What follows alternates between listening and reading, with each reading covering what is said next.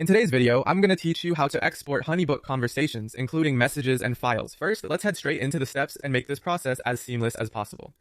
To begin, open up the specific project where your conversation resides. This is your starting point to access all the messages you wish to export. Once you've got the project open, navigate over to the Messages tab. It's here where all the conversations associated with that particular project are stored. You'll want to review the messages you're interested in, so go ahead and scroll through the thread.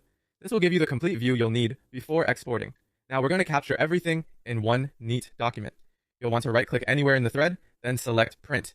This might seem a bit unconventional for exporting, but bear with me. Choose Save as PDF from the options. This method will save the entire conversation in a single PDF file, which will include the names of participants, timestamps, and of course, all the messages within the thread. It's an efficient way to compile your conversation data into one document that you can easily refer to or share later. Once we've secured the conversation itself, it's time to focus on any attached files. Still within your project, shift your attention now to the Files tab. This is where HoneyBook stores all files related to the project and potentially to your specific conversation. HoneyBook currently doesn't support exporting all your conversation files in bulk, so you'll need to download each attachment one by one.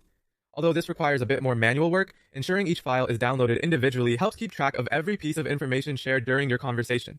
Be methodical as you go through each attachment, downloading them carefully to ensure nothing is missed. By the end of these steps, you'll have a comprehensive record of your HoneyBook conversations and all associated files neatly saved onto your device.